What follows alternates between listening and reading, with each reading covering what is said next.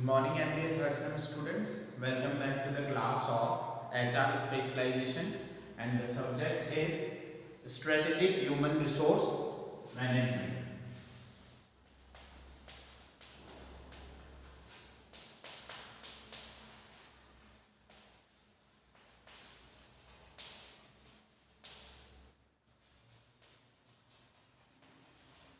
So पिछली class में अपन ने डिस्कस किया था about the incentive alignments and the psychological contract. Okay, तो इंसेंटिव अलाइनमेंट्स क्या होते हैं? उसके तहत यह है कि in order to increase the belongingness of the employees towards the organisation, तो उनको कुछ उनके जो इंसेंटिव्स हो, ठीक है, उनको अलाइन करना पड़ेगा to the business strategies.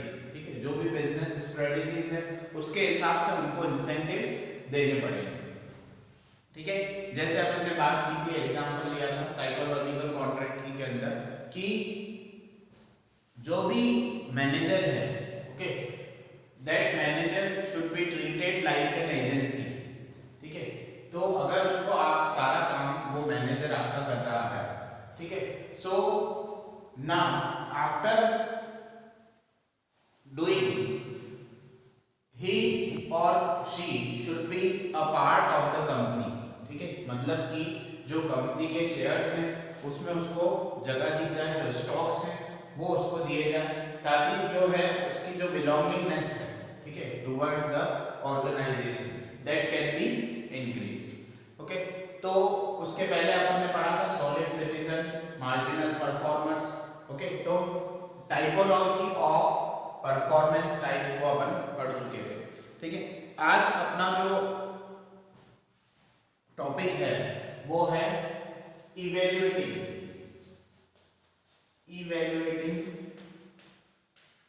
The HR effectiveness।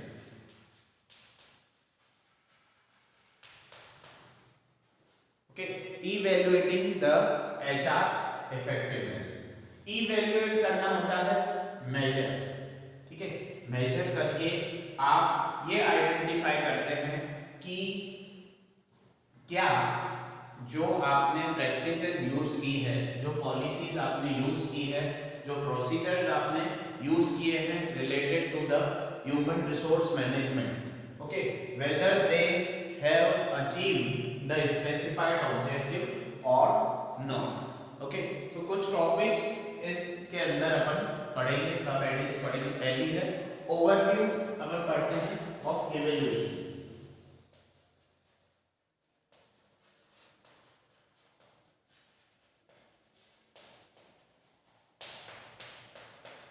Overview of evaluation. What is the process of evaluation? Okay, तो जो पर्पस है इवैल्यूएशन का, ठीक है, वो पर्पस क्या है? ये आइडेंटिफाई करना that whether the organisation is on the right track और नॉट। ठीक है, तो जब अपन स्टैंडर्ड सेट कर देते हैं, ठीक है, जब अपन बेंचमार्क सेट कर देते हैं, तब अपने को पता पड़ जाता है कि हमको यहाँ पर जाना है। ठीक है, वो हमारा ऑब्जेक्टिव है। ठीक है, and we are knowing the way to reach that objective. अब उस रास्ते में हमको क्या करना है? जो HR प्रैक्टिसेस, पॉलिसीज, प्रोसीजर्स हम फॉलो कर रहे हैं, ठीक है, उस ऑब्जेक्टिव्स को अटेंड करने के लिए। ठीक है, तो जो ओवरव्यू ऑफ HR इवैल्यूएशन है, ओवरव्यू ऑफ इवैल्यूएशन है, वो ये कहता है it is the process of identifying that whether the organisation is on the right track और नॉट। ठीक है, जब हम इवैल्यूएट करते हैं हमारी HR प्रैक्टिसेस, प्रोसीजर्स को, तो हमें पता पड़ता है कि क्या हम सही रास्ते पर चल रहे हैं या नहीं चल रहे हैं। ठीक है, so the purpose of strategic evaluation is to evaluate the effectiveness of strategy in achieving organisation objective. ठीक है, organisation objectives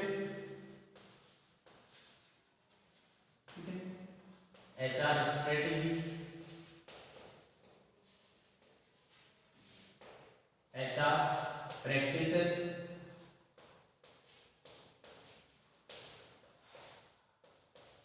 HR policies,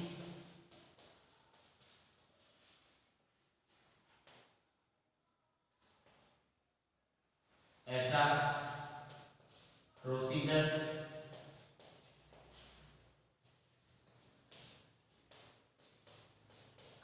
okay. तो HR strategy, HR practices, HR policies and HR practices, okay, so are these helping in achieving the organization objective or not? This is known as evaluation, okay, this is known as the process of evaluation, whether the HR strategies or the HR practices or the HR policies are helping in achieving the organization objectives or not. This process is known as the evaluation, okay। तो किस लिए किया जाता है evaluation? क्योंकि हमें ये पता लगाना है कि जो पॉलिसीज, प्रैक्टिसेस, प्रोसीजर्स हम फॉलो कर रहे हैं, स्ट्रेटजी हम फॉलो कर रहे हैं, वो ऑर्गेनाइजेशन ऑब्जेक्टिव्स को अचीव कराएगी या नहीं कराएगी, okay. thus it is determined as the process of effectiveness of a given strategy in achieving the organization objective, ठीक है। तो हर स्ट्रेटजी, हर प्रैक्टिसेस, हर पॉलिसीज, हर प्रोसीजर की हम इफेक्टिवनेस मेजर करते हैं और ये आइडेंटिफाई करते हैं कि क्या वो पॉलिसीज, प्रैक्टिसेस, जो स्ट्रेटजी है वो हमें ऑर्गेनाइजेशन ऑब्जेक्टिव्स को अचीव करने में हेल्प करेगी या नहीं करेगी। Strategic evolution therefore performs the crucial task of keeping the organization, मैंने आपको बताया कि सबसे जरूरी काम जो है, ठीक है, वो है ऑर्गेनाइजेशन को राइट ट्रैक पर रखना, ठीक है, क्योंकि जो रास्ता हमें उस ऑर्गेनाइजेशन ऑब्जेक्टिव्स तक पहुंचाएगा, ठीक है, वो रास्ता, उस रास्ते पर हम सही तरह से चल रहे हैं या नहीं चल रहे हैं, ठीक है, कहीं हम रास्ते से भटक तो नहीं गए, ये काम करता है इवैल्यूएशन, ठीक है। So this is known as the evaluation, ठीक है। अगर इवैल्यूएशन मैकेनिज्म नहीं होगा तो उसके अलावा कोई भी मैकेनिज्म, कोई भी प्रोसीजर ऐसा नहीं है जो हमें ये बता दे कि जो हमारी रणनीति है, जो हमारी स्ट्रेटजी है, वो डिजायर्ड रिजल्ट प्रोड्यूस कर रही है या नहीं कर रही है, ठीक है, वेदर और strategy is producing the desired result or not, okay। So this is known as the evaluation, okay, evaluation process, okay। now जब हम evaluation कर रहे हैं, ठीक है, तो हमें दो सवालों के उत्तर मिलना बहुत ही आवश्यक है, ठीक है। वो क्या है? पहला है, are the premises made during strategy formulation proving to be correct? जब भी हम स्ट्रेटजी बना रहे हैं, ठीक है, जब हमने कुछ अनुमान लगाए हैं, ठीक है, जैसे ही हम स्ट्रेटजी बना रहे हैं तो उस दौरान हमने कुछ अनुमान लगाए हैं, क्या वो अनुमान सारे सही साबित हो रहे हैं या नहीं, ठीक है। उसके बाद इस स्ट्रेटेजी गाइडिंग, जो भी हमने रणनीति बनाई है वो हमें ऑर्गेनाइजेशन को उसके ऑब्जेक्टिव तक पहुंचा रही है या नहीं पहुंचा रही, ठीक है। दूसरा, are the organisation and its manager are doing things which ought to be done? क्या वो ऑर्गेनाइजेशन और उसके मैनेजर वो सारे काम कर रहे हैं जो उन्हें ऑर्गेनाइजेशन ऑब्जेक्टिव्स अचीव करने के लिए करने हैं, ठीक है। Is there any need to be change and reform the strategy? ठीक है, क्या कोई जरूरत है रिफॉर्म, कुछ चेंजेस करने की स्ट्रेटजी में या जरूरत नहीं है, ठीक है। तो ये सारे सवालों के जवाब हमको पहले क्वेश्चन में मिलने चाहिए, ठीक है। तो क्या क्या है कि जो भी हमने अनुमान लगाए हैं स्ट्रेटजी फॉर्मुलेशन के दौरान, क्या वो सही साबित हो रहे हैं या नहीं हो रहे हैं, ठीक है। जो हमने स्ट्रेटजी बना ली है वो हमें ऑर्गेनाइजेशन ऑब्जेक्टिव्स तक पहुंचा रही है या नहीं पहुंचा रही है, ठीक है। क्या हमारे ऑर्गेनाइजेशन तथा उसके मैनेजर्स वो काम कर रहे हैं जो उनको स्ट्रेटेजी के अंदर करना है, ठीक है। और क्या स्ट्रेटेजी में बदलाव लाने की जरूरत है या नहीं है, ठीक है। तो जैसे ही हम इवैल्यूएशन करते हैं तो उसके बाद हमें पता पड़ता है कि क्या उस स्ट्रेटेजी में कोई बदलाव लाने की आवश्यकता है या नहीं है, ठीक है। सेकंड जो क्वेश्चन है, how is the organisation performing, ठीक है। दूसरा सवाल जो है, क्या ऑर्गेनाइजेशन परफॉर्म कर पा रहा है, ठीक है, अच्छी तरह से या नहीं कर पा रहा है, ठीक है। टाइम जो दिया गया है, टाइम शेड्यूल्स जो दिए गए हैं ऑर्गेनाइजेशन के अंदर, वो सभी टाइम शेड्यूल्स पूरे हो रहे हैं या नहीं हो रहे हैं, ठीक है। जो रिसोर्सेज हैं, जो संसाधन हैं, वो पूरी तरह से यूटिलाइज हो रही है या नहीं हो रही है, ठीक है। What need to be done to ensure the utilise are properly and objectives are met, ठीक है। अगर वो रिसोर्सेज यूटिलाइज नहीं हो रही है, ठीक है, अब रिसोर्सेज कोई सी भी हो सकती है, एम्प्लॉयज हो सकते हैं कंपनी के, ठीक है, या रॉ मटेरियल हो सकता है, कुछ भी रिसोर्सेज हो सकती है, ठीक है।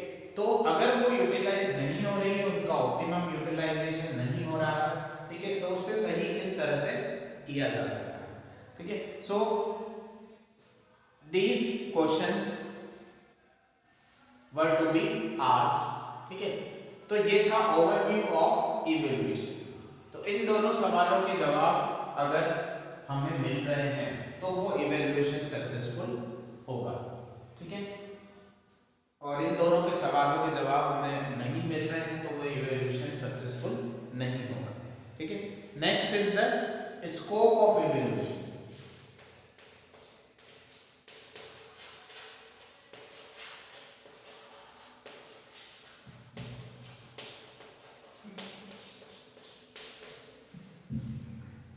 Next is the scope of evaluation.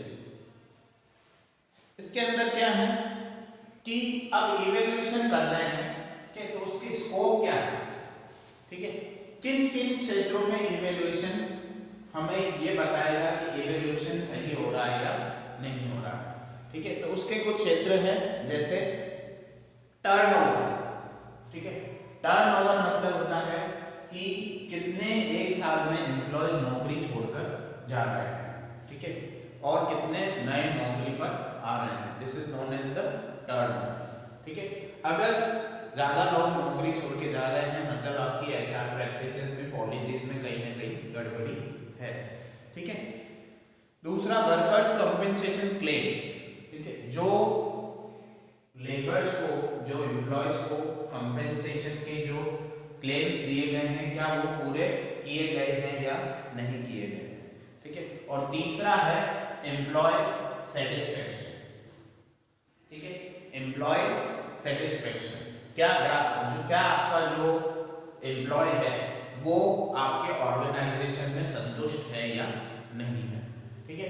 So these three are the major scopes of the evaluation of the HR strategy. Okay, so that's all for today.